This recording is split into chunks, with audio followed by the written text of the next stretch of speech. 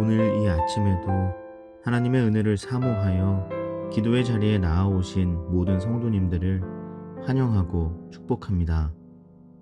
이 아침 우리에게 주신 하나님의 말씀은 신약성경 에베소서 1장 1절부터 6절까지의 말씀입니다.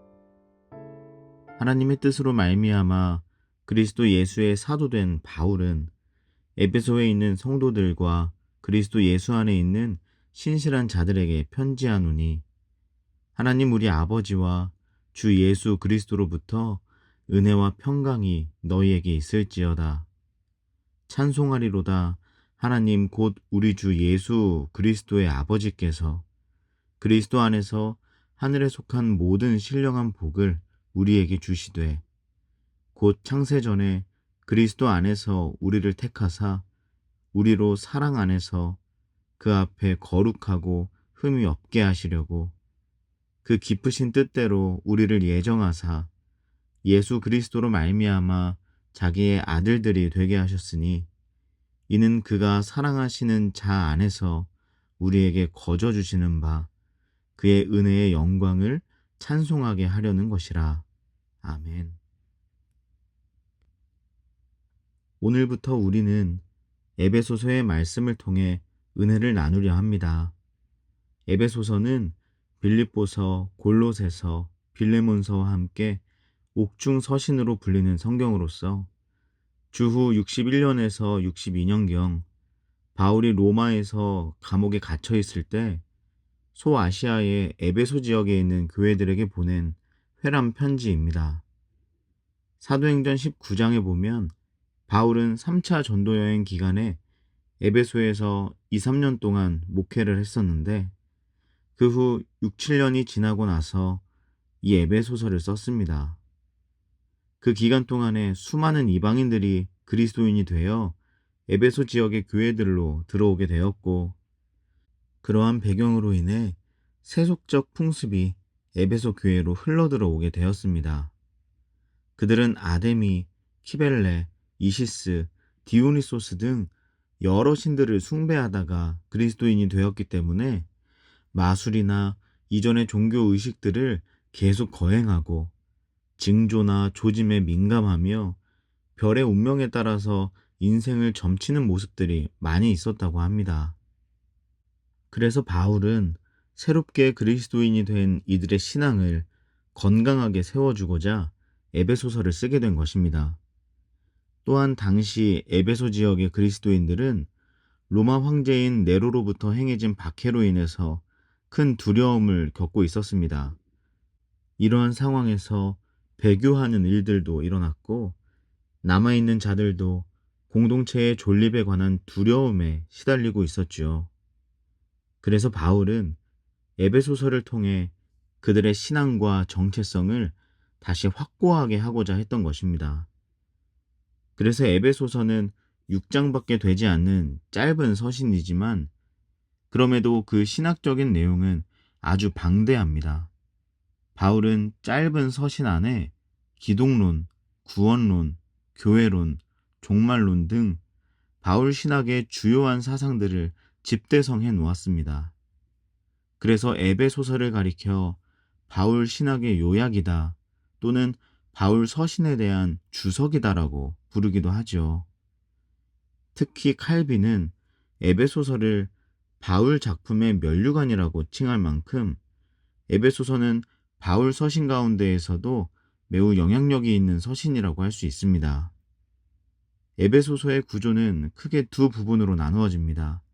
첫 번째 부분은 복음에 대한 이론 부분으로서 1장에서부터 3장까지의 범위입니다.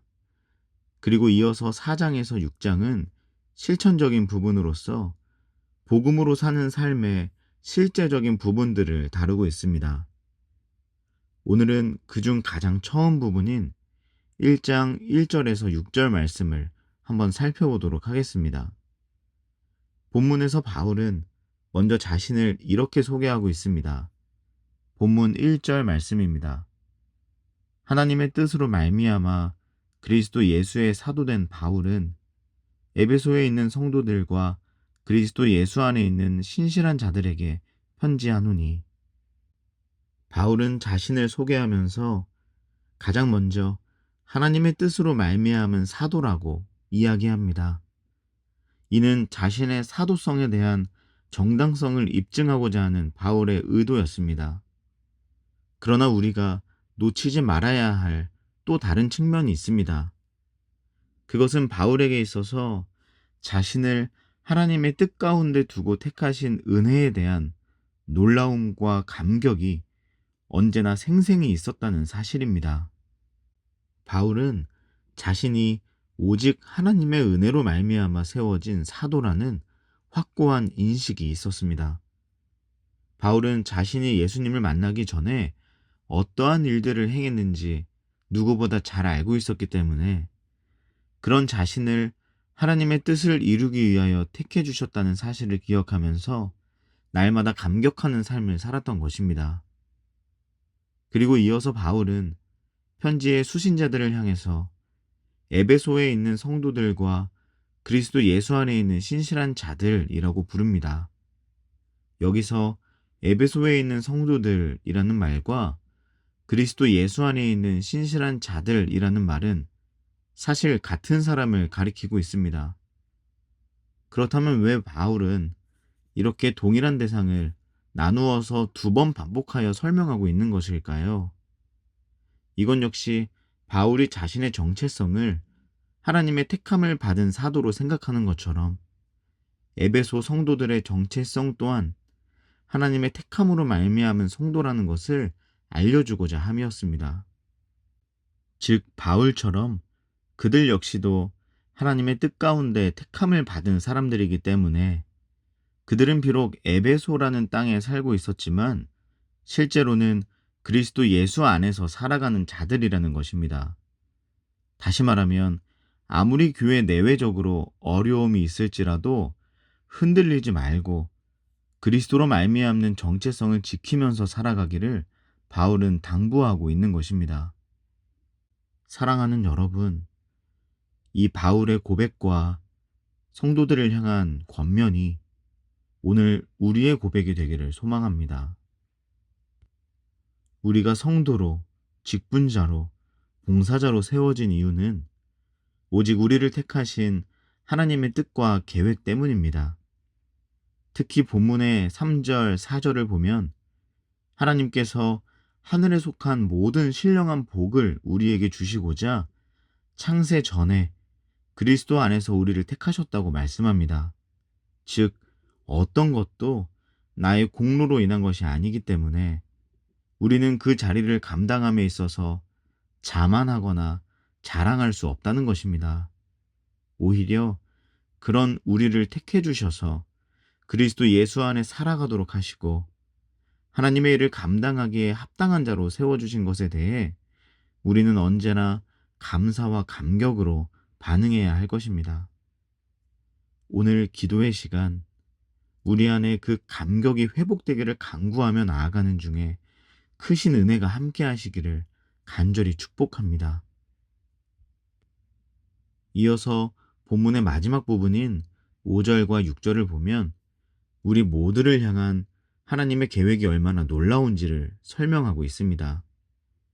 바울은 하나님의 계획을 우리가 예수 그리스도로 말미암아 하나님의 아들이 되게 하는 것이라고 말씀합니다.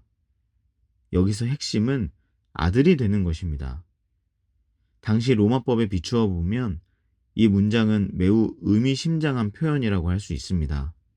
그 이유는 로마의 가족 제도는 철저히 아버지 중심으로 세워졌기 때문입니다. 로마법에 따르면 아버지는 자녀에 대한 모든 권리를 가지고 있었습니다. 그렇기에 아들을 자신의 노예로 삼을 수도 있었고, 아들을 감옥에 넣을 수도 있었고, 고문을 가할 수도 있었고, 그의 생사를 마음대로 할 수 있는 권한까지도 아버지에게 있었습니다. 실제로 어느 사료를 보면 한 아버지가 자기 아들을 사형시킨 기록도 있다고 합니다. 뿐만 아니라 아들의 소유는 모두 아버지의 것이었고 아들은 그의 사회적 위치, 명예, 나이에 상관없이 오직 아버지에게 철저히 매여 있는 인생을 살아야만 했던 것입니다. 그런데 이 아들이 아버지의 그늘 아래서 벗어날 수 있는 방법이 하나 있었습니다. 그것은 누군가가 자신을 양자로 삼아주는 것이었습니다. 당시에는 가족의 존속을 위해서 양자 삼는 일이 간혹 일어나기도 했는데, 그때 양자로 삼는 과정은 동전과 저울을 이용한 매매 행위로 이루어졌다고 합니다. 그렇게 친아버지로부터 양아버지가 값을 매겨서 아들을 사는 과정이 지나면 로마의 행정 절차에 따라 양자 삼음이 인정되어 아들은 이제 새로운 가정에서 새로운 삶을 살 수 있게 되었는데요. 이전 아버지로부터의 영향은 모두 사라지고 이제 새로운 아버지와 함께하는 삶을 살게 되는 것이죠. 바울은 이것이 하나님이 우리를 택하신 은혜와 같다고 이야기하고 있는 것입니다.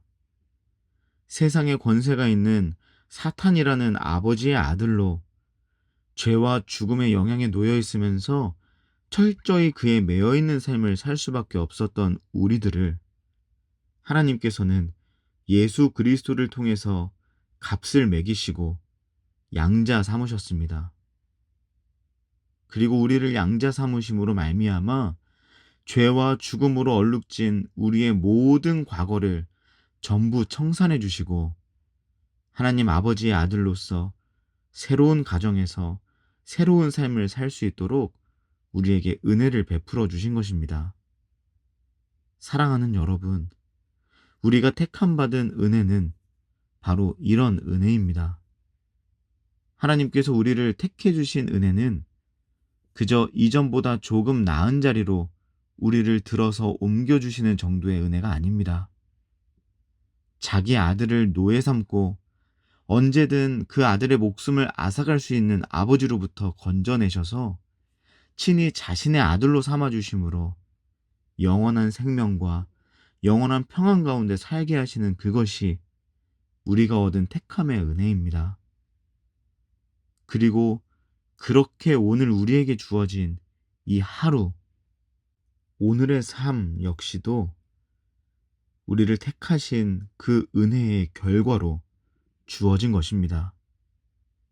우리를 택하신 은혜로 말미암아 우리는 오늘도 노예로, 종으로, 죄와 죽음의 권세에 제압당한 인생으로 살아가는 것이 아니라 은혜 안에서 평강을 누리며 하늘로부터 부어지는 복을 받으면서 살아갈 수 있기 때문입니다. 간절히 바라옵기는 오늘 저와 여러분 모두가 이 말씀을 붙들고 살아가는 은혜가 있으시기를 소망합니다.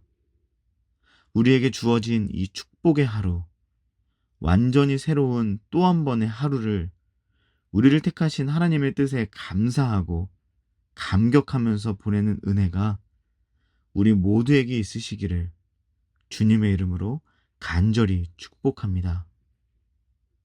마지막으로 바울의 인사로 오늘 여러분께 인사드리면서 모든 말씀을 마치겠습니다. 하나님 우리 아버지와 주 예수 그리스도로부터 은혜와 평강이 우리에게 있을지어다. 아멘.